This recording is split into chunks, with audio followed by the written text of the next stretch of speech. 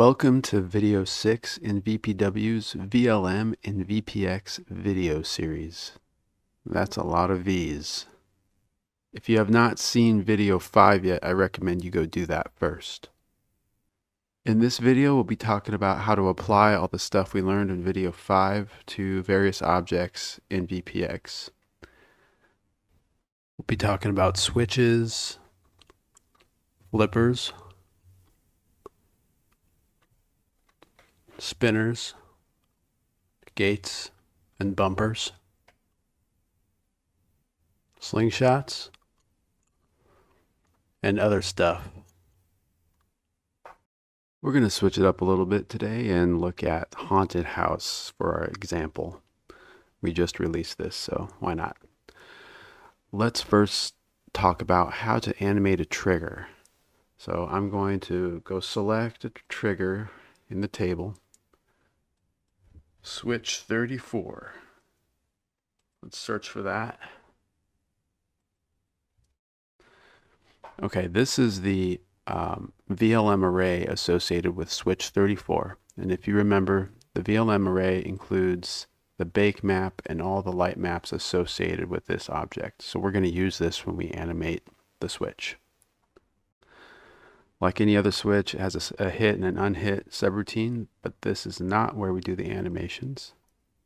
Okay, so here is the _animate subroutine for switch 34. There are a lot of objects in VPX 10.8 now that use this animate method. That's new, and so we're going to utilize it because it really simplifies how we animate objects in VPX. The way it works is that whenever this object moves or any of its properties change related to motion, this subroutine gets called. So the very first thing we want to do when it gets called is grab the current anim offset for this trigger. So this property is also new in 10.8. We're assigning it to this variable z. And then we go through the VLM array.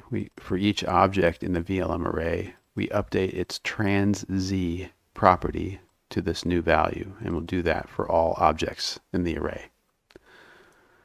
And that moves the bake map and all the light maps all at the same time. And that's pretty much it. So how do we know that this is the correct property to use for this object? Well, let's check out the documentation for VPX, and I'll have a link to this in the description for the video. But here's the URL to get to the master docs for VPX. And down here's a link to the API reference. So let's click on that. So this is a really useful resource to know about because it gives you the properties of every single object in VPX. Let's come down here to trigger. Click on that. Here are all the properties that you can either view and or update for a trigger object in VPX. Current anim offset. It's the visual offset of trigger when ball passes over it. It has a negative value, so it goes from 0 to minus some value. So this is really useful because we want to move the trigger down when a ball passes over it. And we can simply grab the value from this property and assign it to the trans z value for those objects. This little star here, it indicates that this is read only while the table is in play. Notice down here under events, it shows that there's the animate function available. These are all the objects that currently can use the animate subroutine. Now let's talk about how to animate spinners. There are no spinners in Haunted House, so I'll go back to Godzilla and we'll be switching back and forth between those two projects in this video. The spinner in Godzilla is called SW46. And here is the script to animate the spinner. It's using the _animate subroutine. we grab the current angle of the spinner and we apply that to the RoteX property of the bake map and light maps. This line here is just an extra thing we added to put a shadow under the spinner that would also move as it spins.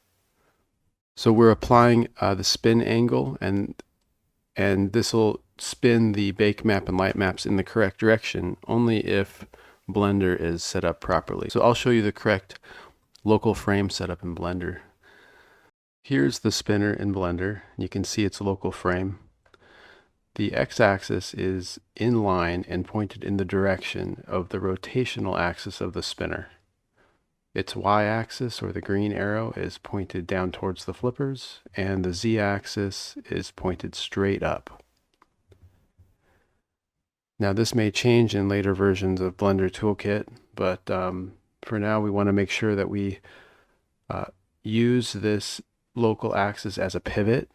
So this is part of the properties of the spinner object. And we want to use obj pose. I'll tell you why we want to do that in VPX here. So back in VPX, if I search for switch 46, and we can bring up, say, its bake map, going to its position tab, the use obj pose property that we set up in Blender actually forces the rotation of the object in Blender to the obj pose properties in VPX, so that gets imported like this.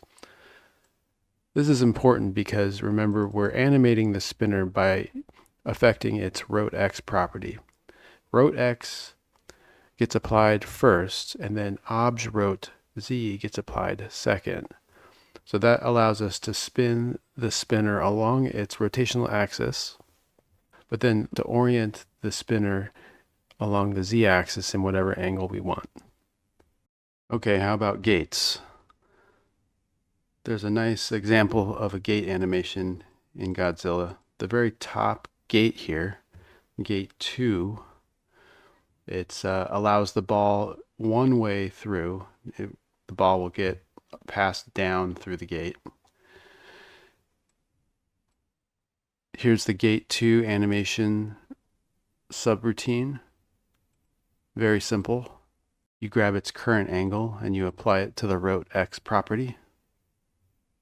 And again, if you want the gate animation to work properly, where the angle is in the right direction, then you have to set up Blender in a certain way. Now note that for a one-way gate, there's an arrow pointed in a certain direction. And if you go to the gate object, you can actually turn on the two-way setup, and then you get arrows in both directions. But in order to understand which direction the gate object is actually pointed in, uncheck that and you see the one arrow.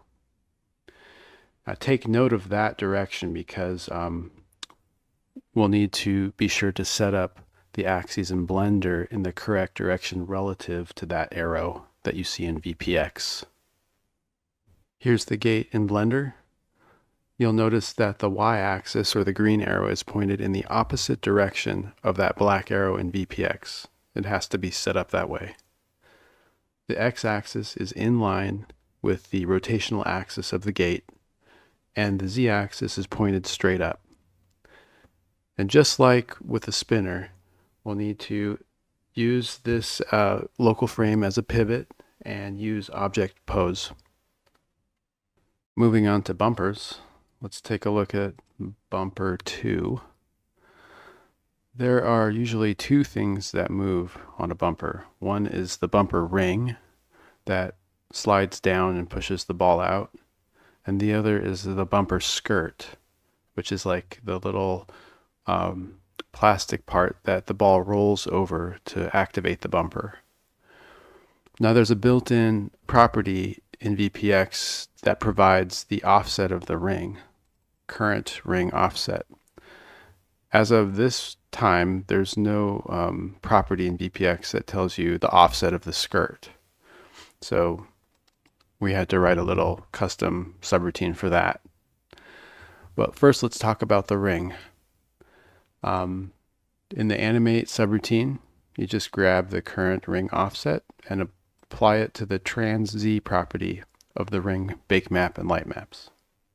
If you want to animate the skirts, you can study this subroutine in Godzilla.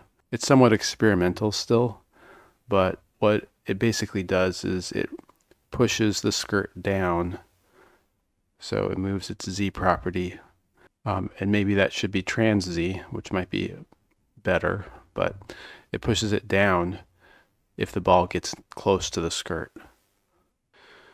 Next up, let's talk about flipper animations. There are two main ways we've been animating flippers, a simple way and a slightly more complicated way. So I'll talk about the simple way first, which is used in Godzilla. So for each flipper, we have the animate subroutine. And you recognize this pattern by now. Grab the current angle, apply it to the rot Z property for the bake map and light maps, and that's it. And for the case of flippers, we also animate their shadows. In order for this to work correctly right out of the box, again, we'll have to set up Blender with the correct local frame for the flipper objects. So let's take a look at that. Okay, here's the left flipper in Blender. Looking straight down on it, you can see that the origin of its local frame is right at the point where it rotates. The y-axis is pointed straight down along the flipper towards the tip of the flipper. And the z-axis, or the blue arrow, is pointed straight up. So this is how you want to set up both flippers. You can see for the right flipper, it's the same thing. The y-axis is pointed straight down towards its tip. Now I want to describe the more complex setup for flipper animations because I think it's a really nice technique and it works really well. So flippers, are normally either down or up. Of course, they animate through the down and up positions very quickly. But when they're in those two different positions, the lighting around them may bounce off the flipper differently. So we would like to render the flipper in both the down and up positions, and all the light maps will be different for each position. So when we animate the flipper, we kind of have to switch between those two scenarios very quickly. And that's what this script does. You can see it's in Haunted House, and every single flipper in Haunted House, and there's 8 of them, they're all animated in this way. So I'm going to zoom in to just the main playfield flippers, and you can see that they each have 2 sets of flipper bake map and light maps. I'm not going to go over how the script works exactly. You can study it, but essentially as the flipper moves about halfway between the start position and the end position, we swap to the different bake map and light maps. And in Blender, here's the setup. We've got, the same local axis setup that was described previously, but there's 2 flippers, on the left side and 2 flippers on the right side. For flippers in Blender and using Blender Toolkit, we always want to check this hide from others property.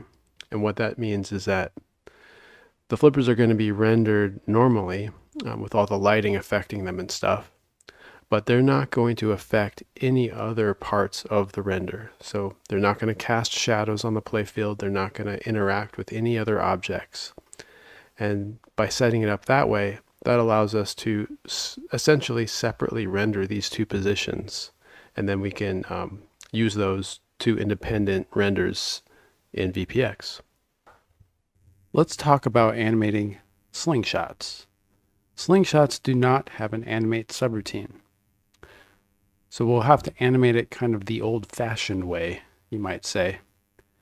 When the slingshot is activated, we start a timer, and the timer steps through a case structure where we either hide or show various bake map and light map combinations. And we also move the sling arm in combination with showing and hiding the rubbers. So this is like the same exact technique that's used on pretty much every other VPX table that's not VLM based, but we're just applying it to our VLM objects. And here is the part where we affect the properties of the bake map and light maps. So that's pretty much it. There's not much to it. I wanted to show one example of how to use a flipper to animate something on the table that's not a flipper. So in some cases, you might want to animate like a diverter or some other object on the table where that object will just move across a certain limited angle range or position range. All right, I'm going to have Bonehead open his mouth. There you go. It was animated open. It went pretty quick, but it did animate smoothly across the closed to open positions. All right, shut your mouth, Bonehead. So let's see how this is done in the script. So you'll notice on the table that there's this flipper object, which I call flipper jaw. And it is set to only open from 0 to -10 degrees. And that happens to be the same angle deflection that we need to animate the jaw across. When the ROM commands the jaw to move, the script commands the flipper to move. And when the flipper moves, the flipper animate subroutine is called. And when the animate subroutine is called, we grab the flipper angle and we apply that data to the skull jaw bake map and light maps. Here we rotate that set of objects along the x-axis, and that opens and closes Bonehead's mouth. So that's just a quick example, and you can see how this technique could apply in many different scenarios. We covered how to animate most things, but one thing we did not cover were targets. So in the next video, I'll go over that. See you then.